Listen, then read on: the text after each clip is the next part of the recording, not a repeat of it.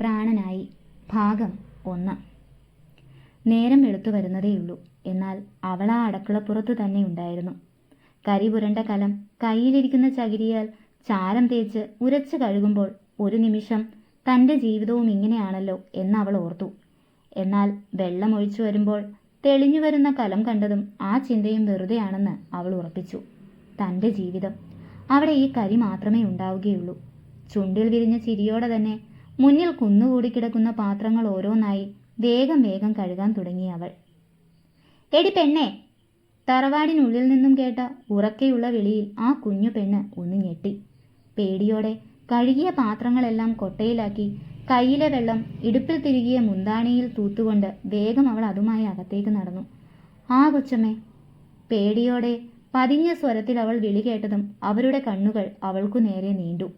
രൂക്ഷമായ അവരുടെ നോട്ടത്തിൽ തല കുനിഞ്ഞു പോയി അവളുടെ. എന്താടി ഇത്? എത്ര നേരമായി കുറച്ചു പാത്രം കഴുകാൻ തുടങ്ങിയിട്ട്? നീ അവിടെ എന്ത് ചെയ്യുമായിരുന്നു ഇത്ര നേരം? അടുക്കളയിൽ നിന്ന മറ്റു സ്ത്രീകളെല്ലാം സഹതാപത്തോടെ അവളെ നോക്കി. പിന്നെ അവളുടെ കയ്യിലിരിക്കുന്ന ആ വലിയ കൊട്ടയിലെ പാത്രങ്ങളിലേക്കും.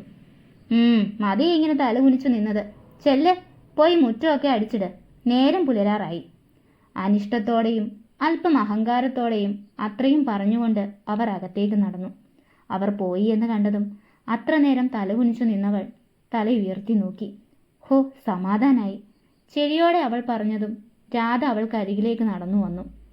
അവിടെ അടുക്കള പണിക്ക് നിൽക്കുന്ന സ്ത്രീ തന്നെയാണ് രാധ. എന്തിനാ മോളെ നീ അവളെ ഇങ്ങനെ പേടിക്കണേ? അതുപോലെ അവളെ എന്തിനാ നീ കൊച്ചമ്മയെന്ന് വിളിക്കണേ? അവളും നമ്മളെപ്പോലെ തന്നെയുള്ളവളാ. ഒരുപക്ഷെ അവളെക്കാളും അവകാശം. അവർ അത് പറഞ്ഞു പൂർത്തിയാകുന്നതിന് മുന്നേ തന്നെ അവൾ അവരെ തടഞ്ഞു. വേണ്ട രാധമ്മേ, അവകാശവും അധികാരവും ഒന്നും ഈ ഉള്ളവൾക്ക് വേണ്ട. നിങ്ങളെപ്പോലെ തന്നെയാ ഞാനും. പിന്നെ ഒരു വ്യത്യാസം എന്താച്ചാ, ഈ സ്വർണ്ണമാലയും ഇതിൻ്റെ അറ്റത്ത് തൂങ്ങിക്കിടക്കുന്ന ഈ താലിയും മാത്രം. പക്ഷേ ഇതിൻ്റേതായ ഒന്നും ഈ പെണ്ണിന് വേണ്ട. ഉയ്യോ, എല്ലാവരും എണീക്കുന്നതിന് മുന്നേ ഞാൻ പോയി മുറ്റം അടിച്ചു വാരട്ടെ. ഇല്ലെങ്കിൽ അത് മതി ജാനുമ്മയ്ക്ക്.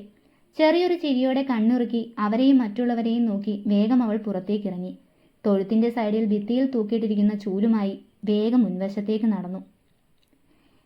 കോവിലകത്തിലെ കൊച്ചു തമ്പുരാൻ വേളി കഴിച്ചപ്പോൾ അത് രക്ഷപ്പെട്ടു എന്നാ കരുതിയേ. പക്ഷെ എന്ത് ചെയ്യാനാ? അതിനുശേഷം ആ കുഞ്ഞു പെണ്ണിന് ഭാരം കൂടുക ചെയ്തത്. ആർക്കും ഇഷ്ടമല്ല അതിനെ. ദ്രോഹിക്കുക ഇവിടെ എല്ലാവരും കൂടി. അല്ലെങ്കിലും താലി കെട്ടിയവന് വേണ്ടെങ്കിൽ പിന്നെ ആർക്കാ ദണ്ണം? നിറഞ്ഞ കണ്ണുകളോടെ അവൾ പോയ വഴിയെ നോക്കി അവർ പറഞ്ഞു. ഏക്കറുകളോളം പരന്നു കിടക്കുന്ന ആ തലിയ തറവാട് മുറ്റം മുഴുവൻ അടിച്ചു വാരിക്കഴിഞ്ഞതും നന്നേ തളർന്നു പോയിരുന്നു അവൾ. പുറകിലെ ഒതുക്കിയിട്ടിരിക്കുന്ന വെട്ടുകല്ലിലേക്കിരുന്ന് അവൾ തൻ്റെ കിതപ്പടക്കി. ക്ഷീണിച്ച കുട്ടിയെ, ഇതൊക്കെയാ ജാനുവിൻ്റെ പണിയല്ലേ? കുട്ടിയെ അവൾക്കിങ്ങനെ ഓരോന്ന് ചെയ്തു കൊടുത്ത് വളം വെച്ചു കൊടുക്കുന്നേ. വിയർപ്പു തുള്ളികൾ പൊളിഞ്ഞ അവളുടെ ചുവന്ന കുഞ്ഞു മുഖത്തേക്ക് നോക്കി ദയനീയതയോടെയും അതിലേറെ സഹതാപത്തോടെയും അവസാന വാക്കുകൾ ശാസനയോടെയും അയാൾ പറഞ്ഞു നിർത്തി. എന്തിനാ എൻ്റെ ഉണ്ണിമാമേ വെറുതെ ഈ വെളുപ്പാങ്കാലത്ത് BP ഇങ്ങനെ കൂട്ടണേ? ഇത് ഞാൻ എന്നും ചെയ്യണ ജോലി തന്നെയല്ലേ. പിന്നെ എങ്ങനെയാ ക്ഷീണം വരിക? ക്ഷീണയില്ലാത്ത മുഖം ഞാൻ കാണണ്ട്. ദാ ഈ ഇളനീർ അങ്ങ് കുടിക്ക്. കയ്യിലെ കരിക്ക് അവൾക്ക് നേരെ നീട്ടി അയാൾ പറഞ്ഞു. നിറഞ്ഞ പുഞ്ചിരിയോടെ അത് വാങ്ങി കുടിക്കുമ്പോൾ ഇന്നത്തെ വിശപ്പകറ്റാനായതിൻ്റെ നിർവൃതിയായിരുന്നു അവൾ. അത് അയാൾക്കും അറിയാം. ഇന്നത്തെ ദിവസം ഇതല്ലാതെ ഒന്നും ഈ പെണ്ണ് ഇവിടുന്ന് കഴിക്കാൻ കിട്ടില്ല എന്ന്. രാത്രി എല്ലാവരുടെയും മിച്ചം വരുന്ന ആഹാരം, അതും ജോലിക്കാരെല്ലാവരും കഴിച്ചതിനു ശേഷം മാത്രമേ ഇവൾക്ക് കിട്ടുകയുള്ളൂ എന്ന്. ചിലപ്പോൾ അതൊട്ടും ഉണ്ടായിരിക്കുകയുമില്ല. ഉണ്ണിമാമേ, ഈ കരിക്ക് മുഴുവൻ ഞാൻ എടുക്കുവാണേ. എനിക്കിത് ഒത്തിരി ഇഷ്ടാ. അവളെ വാത്സല്യത്തോടെ നോക്കി അയാൾ തല ചലിപ്പിച്ചു. രാവിലെ തറവാട്ടിലുള്ളവർക്ക് ആഹാരം എടുത്തു വയ്ക്കാൻ അവളോടൊപ്പം രാധയും മായയും കൂടി. ഓരോരുത്തരായി വരുന്നു എന്ന് കണ്ടതും വേഗം തന്നെ അവൾ അടുക്കള ഭാഗത്തേക്ക് ഒതുങ്ങി. അവളുടെ ആ അവസ്ഥ സഹതാപത്തോടെ നോക്കി രാധയും മായയും നിന്നു. ആദ്യം തന്നെ അവിടേക്ക് വന്നത് തറവാട്ടിലെ കാരണവര് കോവിലകത്തിൽ ശങ്കരനാരായണനായിരുന്നു. ഒരു തമ്പുരാൻ്റേതായ പ്രൗഢിയും പ്രതാപവും മുഖത്ത് നിറഞ്ഞു നിൽക്കുന്ന ഗൗരവവും അയാളുടെ വേഷത്തിലും കലർന്നിരുന്നു. ഒപ്പം തന്നെ അയാളുടെ ഭാര്യ വൈഗാമി തമ്പുരാട്ടിയും. വേറെ ആരും എത്തിയില്ലേ രാധേ? ചുറ്റും നോക്കി വൈഗാമി രാധയോടായി ചോദിച്ചതും ഇല്ല എന്ന പോലെ അവർ തലചലിപ്പിച്ചു. എന്നാൽ ആ സമയം തന്നെ ഓരോരുത്തരായി അങ്ങോട്ട് വന്നു തുടങ്ങിയിരുന്നു. കോവിലകത്തിൽ ശങ്കരനാരായണനും ഭാര്യ വൈഗാമിക്കും മക്കൾ 4. ദേവനാരായണൻ, ഭാര്യ ഉമ, ഒരേ ഒരു മകൻ കാർത്തികേയൻ. തറവാട്ടിലെ ഒന്നും തനിക്ക് വേണ്ട എന്നുറപ്പിച്ച് സ്വന്തം ബിസിനസ്സുമായി മുന്നോട്ടു പോകുന്നു. മഹിനാരായണൻ, ഭാര്യ ഭാമി, 2 മക്കൾ. ആർച്ച ഇപ്പോൾ PGക്ക് പഠിക്കുന്നു. ആര്യ +2-ന്. രാമനാരായണൻ, ഭാര്യ ജയന്തി, 3 മക്കൾ.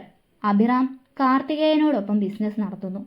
ശ്രീറാം MBBS കഴിഞ്ഞ് പ്രാക്ടീസിനായി കോവിലകം ഹോസ്പിറ്റലിൽ തന്നെ കയറി. മിത്ര ഡിഗ്രി ചെയ്യുന്നു. വൈദേഹി, ഭർത്താവ് വിജയരാഘവൻ, ഒരേ ഒരു മകൾ നേത്ര. ആർച്ചയോടൊപ്പം PG പഠിക്കുന്നു. കോവിലകത്ത് തറവാട്ടിൽ തന്നെയാണ് എല്ലാവരുടെയും താമസം. താൻ ഉള്ളിടത്തോളം കാലം മക്കളും മരുമക്കളുമായി കോവിലകത്ത് തന്നെ ജീവിക്കണമെന്നാണ് ശങ്കരനാരായണന്റെ ആഗ്രഹം. അത് എല്ലാവരും അംഗീകരിക്കുകയും ചെയ്തു. ആഹാര സമയമായതും എല്ലാവരും മേശയ്ക്ക് ചുറ്റും കൂടി. ഒഴിഞ്ഞുകിടക്കുന്ന ആ കസേര കണ്ടതും ചിലരുടെ ഉള്ളിൽ ദേഷ്യവും പുച്ഛവുമായിരുന്നുവെങ്കിൽ മറ്റു ചിലരിൽ വേദനയായിരുന്നു. അപ്പോഴും ആ കുഞ്ഞു പെണ്ണിനെ ആ തറവാട്ടിലെ ആരും ഓർത്തില്ല. അല്ലെങ്കിൽ അവളെ മനഃപൂർവ്വം മറവിക്ക് വിട്ടുകൊടുത്തു. മുഖത്തേക്കടിച്ച സൂര്യന്റെ വെളിച്ചത്തിൽ അവൻ കണ്ണുകൾ ചുളിച്ചു. മോര് നിവർന്നുകൊണ്ട് പതിയെ കണ്ണുകൾ തുറന്നുകൊണ്ട് അവൻ എഴുന്നേറ്റിരുന്നു. നേരെ ഒരുപാടായി എന്ന് കണ്ടതും അലസമായി വീണ് കിടക്കുന്ന മുടിയും താടിയും കൈകളാൽ ഒന്ന് ഒതുക്കി വെച്ചുകൊണ്ട് മുണ്ട് മുറുക്കിയെടുത്ത് കട്ടിലിൽ നിന്നും എഴുന്നേറ്റു. തനിക്കായി ഇസ്തിരിയിട്ട് വെച്ചിരിക്കുന്ന വസ്ത്രം ടേബിളിൽ കണ്ടതും അവൻ്റെ കണ്ണുകൾ തടി അലമാരയുടെ പുറകിലേക്ക് പാഞ്ഞു. അവിടെ മറ്റാരും കാണാത്ത രീതിയിൽ ഒതുക്കി വെച്ചിരിക്കുന്ന ഒരു പുൽപ്പായയും കൂടെ പഴകിയ തുണിസഞ്ചിയും കണ്ടതും അവനിലൊരു പുച്ഛച്ചിരി വിരിഞ്ഞു. മേശയിലിരിക്കുന്ന തൻ്റെ ഫോൺ കണ്ടതും കൈകളും കാലുകളും അങ്ങോട്ട് ചലിച്ചു. ഫോൺ കയ്യിലെടുത്ത് ഓണാക്കിയതും അതിൽ തെളിഞ്ഞു നിൽക്കുന്ന പുഞ്ചിരി നിറഞ്ഞ മുഖത്തേക്ക് അവൻ കണ്ണിമ ചിമ്മാതെ നോക്കി. ആ നിമിഷം അവനിൽ പ്രണയം മാത്രമായിരുന്നു. ഒടുവിൽ മറ്റെന്തോ ആലോചനയിലെന്ന പോലെ ആ കണ്ണുകൾ നിറഞ്ഞതും അതിനെ ഒഴുക്കിവിടാൻ അനുവദിക്കാതെ അതിൽ ആരോടൊക്കെയോ ഉള്ള പക നിറച്ചു. ഗായത്രി. തുടരും. പ്രാണനായി അടുത്ത ഭാഗവുമായി ഉടനെ വരുന്നതാണ്.